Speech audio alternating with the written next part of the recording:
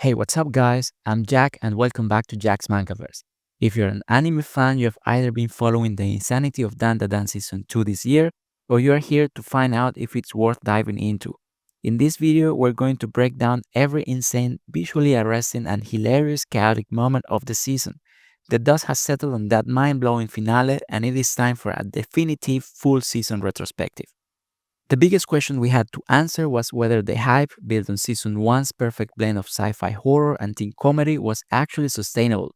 Could Sai and Saru truly maintain that level of maniac energy and visual quality for another full run? The answer, in short, is a resounding yes. They did a phenomenal job maintaining the quality over all 12 episodes of the second season. While Season 1 did a good job introducing us to the cosmic blend of supernatural horror and science fiction through the fated encounter between our beloved characters Momo and Okarun, and later Aira and Jiji, Season 2 goes even deeper. It keeps exploring the established universe, focusing on the growth of our heroes and the inclusion of powerful new characters.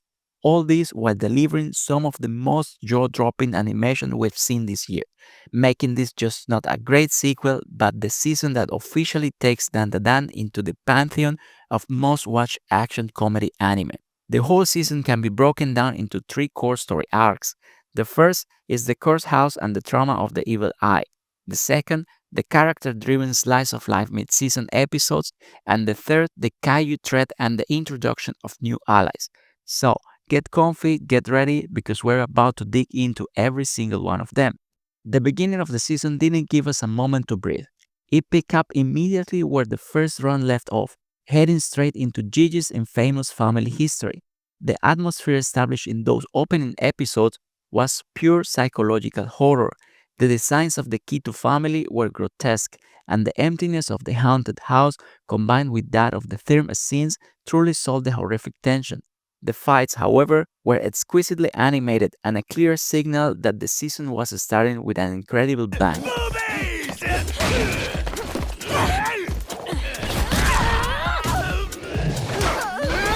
Episode 14 cranked the horror up even further with the grotesque Mongolian dead worm and its powers on full display, which forced everyone to try and end their lives.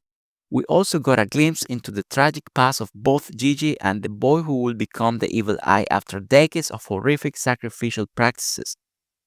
Tragedy met horror and turned into a heavy emotional weight as we watch Jiji become possessed and go all out against his friends. At last, I have control of this body. This backstory of the evil eye, filled with emotional weight, gives context to the hatred displayed by the spirit itself. This darker tone contrasts heavily with the absurd and borderline sexually explicit humor that the series is known for, proving the show can successfully traverse a broad range of narrative elements. The story reached its stunning climax in episode 15, with the showdown between Okarun and a possessed Jiji in an exquisitely animated, fast-paced cage battle. Cozy, is it not? The angles, the fluidity of the movements, and the overall execution were magnificent. Okarun showed his true character by saving Momo first and then Jiji, displaying incredible character growth that cemented him as our hero. Of course, he's always complemented by the true heroine of the show, who displayed her wits first by killing that giant Mongolian worm, and then in the subsequent episode 16 by using the corpse of the worm to save the town and cool down the lava flow. However, this victory didn't come without a price. We saw the eccentric and grotesque Kito family trying to prevent Momo from saving anyone, and a possessed Jiji trying to kill everything, only to be stopped short by the hilarious return of Seiko in yet another signature display of the series' absurd humor. Episode 16 then closes with a genuinely heartfelt scene where Momo and Okarun's feelings are laid bare after they find each other in the aftermath of the catastrophe. I have to say, the relationship is a great portrayal of a young love in anime. With the immediate crisis under control, episode 17 explored the fallout. A possessed Jiji is trapped inside Taro, and it seems impossible to exorcise the curse from him. But on the bright side, we celebrated the return of Aira,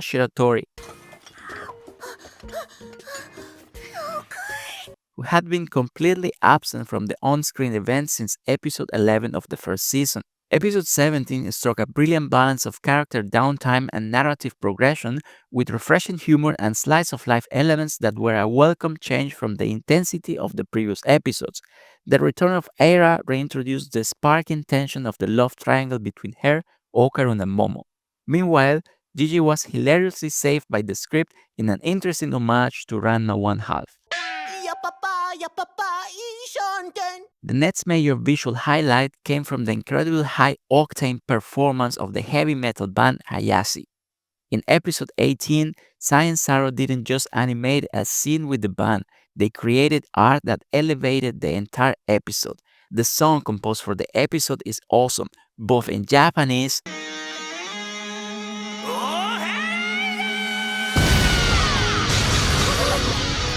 and in the English dub.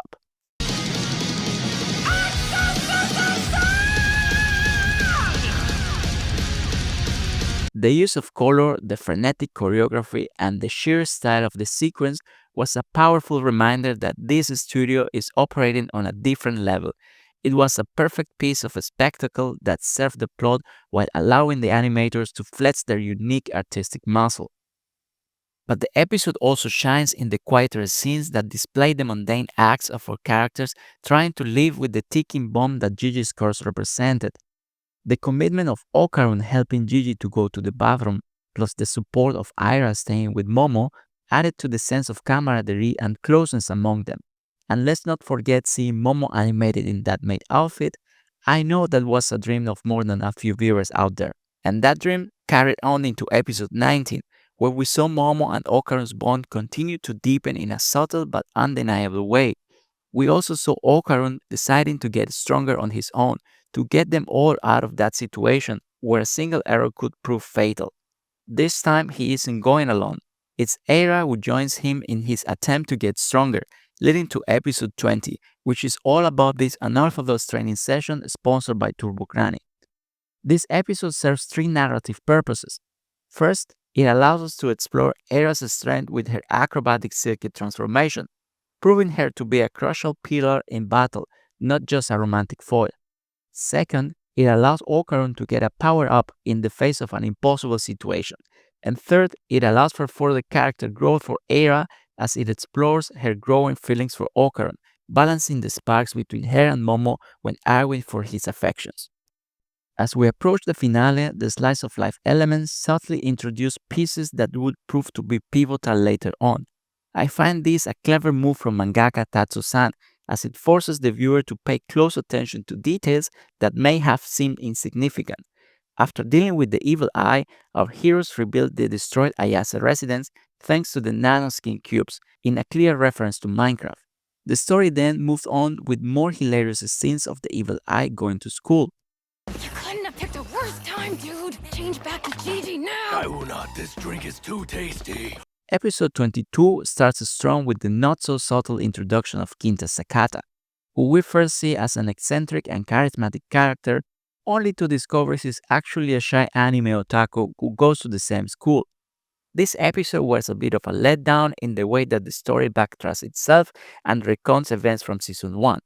I must say, for everything good that the new character brings in terms of narrative, comedy, and power, the retconning was something that I didn't like it at all.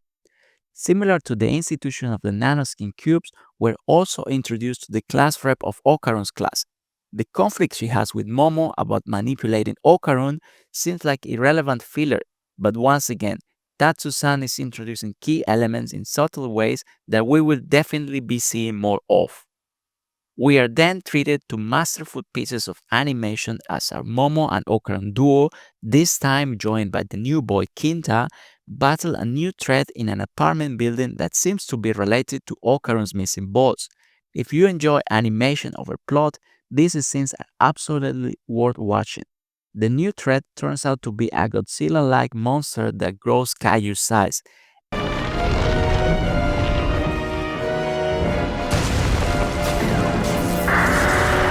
elevating the stakes for the group who must find a solution to this power imbalance.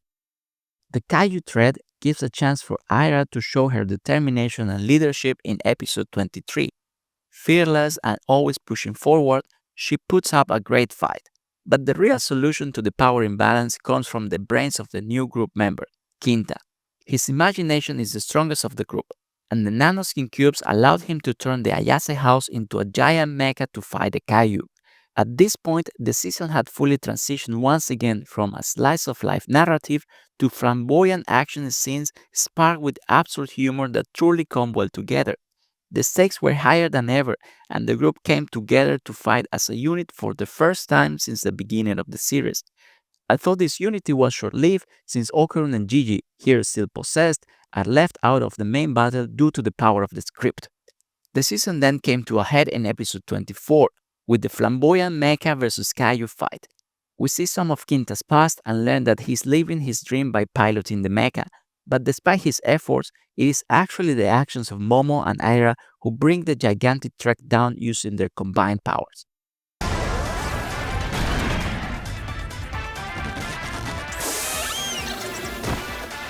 The season could have ended there and it probably would have been a good finale. But the creative team decided to close the episode with a surprising cliffhanger. The defeated Kaiju wasn't just a nod to Godzilla, but to Evangelion itself. After being carried all the way from the city to the Ayase residence by Okarun and Jiji, Okarun opens the monster suit to reveal a pilot girl striking a close resemblance to Rei Ayanami. In the very final moments, the girl in the suit regains consciousness and kisses Okarun in front of a horrified, heartbroken, and completely shocked Momo. Of course, this cliffhanger leaves us all wanting for more, and it was a masterful execution by the production team. All fans of Momo and her relationship with Okarun are now left wondering how this goes on. It guarantees that a big chunk of the audience will be back for season 3, including me of course, to see how this may turn into yet another chaotic love triangle. So, that was it for DanDaDan Season 2, an undeniable success in my opinion. It truly lived up to the expectation and I will argue that it went far beyond them. The animation, the character growth, the absurdity of the humor, and the spectacular fights all came together much better than the first season. It traversed from high-octane action to a cool-down slice-of-life narrative, only to jump back into action and then close with a romantic, shocking cliffhanger. For me, the season earns a definitive 9 out of 10. Not many anime are so carefully crafted nowadays, and we need to give Studio Saru and the entire production team a great applause for what they did. In a moment when shonen anime is dominated by overly powered characters, DanDaDan feels like a refreshing breeze. And now, while we all wait for the third season, let me know your thoughts of the season down in the comments. Who are you rooting for the next season? Momo, Aira, the new Kaiju girl, or the class rep? Who is your favorite waifu for Okarun? Don't forget to hit that like button and subscribe to Jack's Mangaverse for more videos like this. And if you missed any of our individual breakdowns, check out the full Season 2 playlist linked in the description below. Until next time, bye!